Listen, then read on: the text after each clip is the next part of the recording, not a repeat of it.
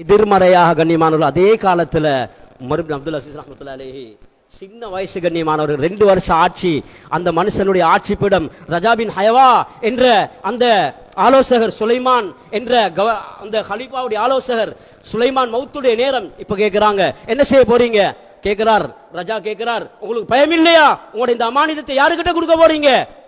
அவர் சொன்னார், ஏண்ட பிள்ளையே இல்ல, இல்லாட்டி எங்கட பரம்பரை ஆட்சி இல்ல, அப்படியெல்லாம் கொடுக்க இயலாது. யாரை கொடுக்கணும் சொன்னாங்க. ஹஜ்ஜாஜ் இப்னு யூசுப் இருக்கா, அந்த உமர் இப்னு அப்துல் அசீஸ் ரஹ்மத்துல்லாஹி அலைஹி அவங்க இருக்கிறாங்க. சின்ன கிண்ண ஆள் அல்ல, ரொம்ப அல்லாஹ்வோட நேசமான ஆள், ரொம்ப பக்குவமுள்ள ஆள். சின்ன வயசுலயே அவங்க அல்லாஹ்வை நினைச்சு அழுதவங்க.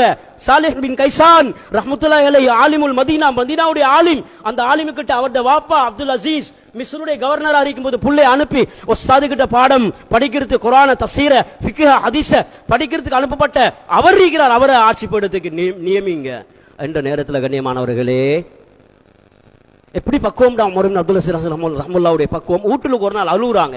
எப்படி உடுப்புண்டாலும் விலை கொள்ளணும். ஆட்சி அதிகாரம் உள்ளவங்க, காசு பணம் இருந்துச்சு, நல்ல ரகமான உடுப்பு, நல்ல சாப்பாடு. அப்படியே எந்த அளவு கண்டா அந்த காலத்துடைய வாலிபர்கள் மஷியத்துல் உமரியா நடந்தா உமர மாதிரி நடக்கணும். அவ்வளவு ஸ்டைலான கலசா நாள், பெருமை இல்ல கலசா இருந்தாரு, ஸ்மார்ட்டா ஹேண்ட்ஸமா இருந்தாரு. ஆனால் அல்லாஹ்ட பயம் ஆழமா கல்புக்குள்ள இருந்துச்சு. சுன்னத்துல ரொம்ப பேணுதலான மனுஷன், திங்கள் வியாழன் வெள்ளியெல்லாம் நோன்பு பிடிப்பார். கண்ணியமானவர்களை, இந்த மனிதனை ஆட்சிக்கு நியமிக்கணும். ஏனென்றா ஒரு உஸ்தாது கிட்ட உருவானவர். எப்படி உருவானவர்? சின்ன வயசுல, கிட்டத்தட்ட 12-11 வயசுல மதரசாக்கு பிள்ளைகள் வந்த மாதிரி பக்குவமான ஒரு ஆலிமுடைய கையில கொடுக்கப்பட்டார். ஆலிம் ஒரு நாள் கடிதம் எழுதுறார் அப்துல் அசீஸ் ரஹ்மத்துல்லாஹி அலைஹி அவங்களுக்கு. அப்துல் அசீஸ், உங்களோட அப்துல் அசீஸ் பின் மர்வான், உங்களோட மகன் இந்த தொழுகைக்கு லேட்டா வந்திருக்கார். இந்த பாயிண்ட்ஸை நல்லா விளங்கணும். முழு நாட்டுடைய மதரசால் இருக்கிறா, குர்ஆன் மதரசால் இருக்கா, தெளிவா விளங்கிக் கொள்ளுங்க. வரலாறு இதுதான். நாம் இன்றைக்கு கதைக்கிற கதையெல்லாம் கதையல்ல. என்ன வரலாறு?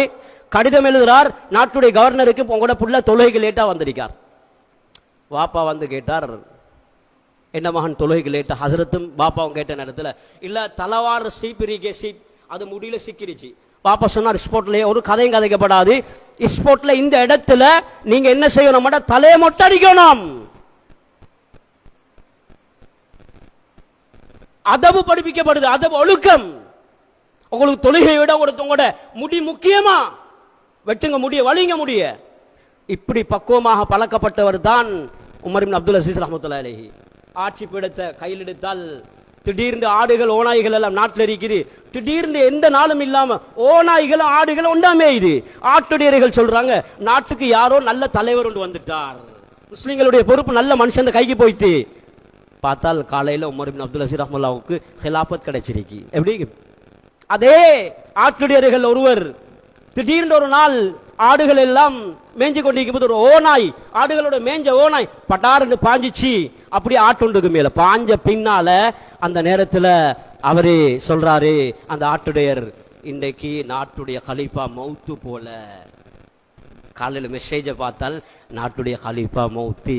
அநீத மாணவர்கள் மண் மீது இருக்கும் போது அநீதம் பரவ ஆரம்பிக்கும், நீதமானவர்கள் இருக்கும் போது நீதம் மண்ணில் வாழ ஆரம்பிக்கும். எப்போது அவர்கள் மரணிக்கின்றார்களோ அநீதங்களும் தலை தூக்கி நீதங்கள் அழிந்து போகும். இதுதான் மெய்யான வரலாறு.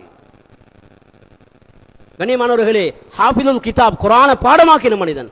இது நாங்க நீங்க நினைக்கிறோம் இது தாபியீன்கள் தபா தாபியீன்கள் காலம் உண்டு, அங்காலங்கள் எல்லாம் போவான. கண்ணியமானவர்களே, அந்த காலத்துல உமர் இப்னு அப்துல் அசீஸ் ரஹ்மத்துல்லாஹி எந்த அளவுக்கு வாழ்க்கை என்றால், வீட்டுல ஒரு நாள் நோனா கிட்ட வந்து கேட்கிறார், பிள்ளை என்னையாவது வாங்கி தின்னோன மாறி இருக்கு, நாக்குக்கு வாங்கி தின்றதுக்கு மாறி இருக்குது, கொஞ்சம் இந்த கிரேப்ஸ் வாங்கி தின்னோம், காசு இருக்கா? நீங்க தானே நாட்டில் ஜனாதிபதி, உங்கள்ட்ட ஒன்றும் இல்லையா? அது நம்மளுக்குரியது இல்லை, நாட்டுக்குரியது. நோனா பார்த்து ஃபாத்திமா பார்த்து சொன்னாங்க, உங்க வாப்பா அரசன் அப்துல் மலிக்கா இருக்கலாம், உன்னுடைய மாலை நகை நட்டெல்லாம் கலட்டி கொண்டு போய் முஸ்லிம்களுடைய துறை சரியில போடு, அது உனக்குரியதல்ல, எனக்குரியதல்ல. அவ்வளவு சொத்துகளையும் வாலிகள் எல்லாரும் நாட்டில் வேலை செய்யணும், தொழில் செய்யணும், சட்டம். அவ்வளவு பேரும் கனிமன் குர்ஆனுடைய தொடர்புள்ளவர்கள் ஆக்கப்பட்டார்கள். உலமாக்கள் அவர்களுடைய வீட்டுக்குள்ள உலமாக்களுடைய அழுகை சத்தம் கேட்கும். உலமாக்கள் சொல்லுவாங்க, மைமூன் ரஹ்மத்துல்லாஹி சொல்றாங்க, நாங்க உமர் இப்னு அப்துல் அசீஸ் ரஹ்மத்துல்லாஹி வீட்டுக்கு போனால் அங்க வீட்டுக்கு நாங்க அவருக்கு மார்க்கத்தை சொல்ல போனா அவர் எங்களுக்கு மார்க்கத்தை சொல்லி எங்களை கல்புகளை சுத்தமாக்கி அனுப்புவார், தஸ்கியா செஞ்சு அனுப்புவார். இது நாங்க நீங்க நினைக்கிறோம் வரலாறு தாபியங்களோட தபா தாபியங்களோட ஹயாத் சஹாபாக்களுடைய காலம் மட்டும்தான். இல்ல இல்ல கண்ணியமானவர்களே, அல்லாமா ஔரங்கசீபுடைய காலம் இப்படித்தான் இருந்துச்சு. மன்னன் ஷாஜஹானுடைய மகன் எந்த அளவுக்கு பக்குவமான ஆலிம் என்றால், நான் சுருக்கமா ஒரு பாயிண்ட்ஸ்ல சொல்லி முடிக்கிறேன்.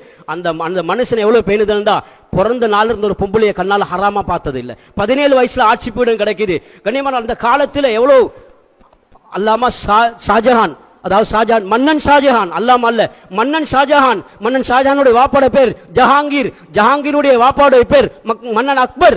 அக்பருடைய வழிகேட்டுக்கு 2 ஆலிம்கள் காரணம். ஃபதுல் ஃபைலி 2 கெட்ட ஆலிம்களால மன்னன் அக்பர் என்ன செஞ்சான், முழு இந்தியாவுடைய முகலாய அரசாட்சியில இந்தியாவுல கண்ணியமானவர்களே முஸ்லிம்களுடைய ஆட்சி, முஸ்லிம்களுடைய இஸ்லாத்தையும் அதே மாதிரி பிராமண கொள்கையும் ஒன்று சேர்த்து வரலாறாக இன்றைக்கு முழு உலக மக்களும் வரலாறு படிக்கிறதுக்கு எழுதப்பட்டிருக்கு.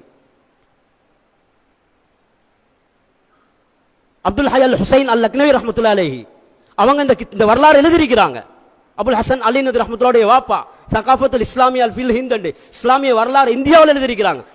எப்ப நடந்த ஹிஜ்ரி 1300 சொச்சம் அல்லது ஹிஜ்ரி 1200 சொச்சத்தில் நடந்த வரலாறு. எப்படி பக்குவமான ஆலிம் கண்ணியமானவர்களே தன்னுடைய கையால குர்ஆன் எழுதி ஹரத்துக்கு அனுப்பிக்கிறார், மக்காவுக்கு அனுப்பிக்கிறார், மதீனாவுக்கு அனுப்பிக்கிறார். வியாழன் வெள்ளி நோன்பு ஜும்மாவுடைய தொழுகை தான் தொழுவிப்பார், அதே நேரத்தில் தராவியை தான் தொழுவிப்பார். ஆட்சி பீடத்துக்கு வந்து குர்ஆனை பாடமாக்கி இருக்கிறார்.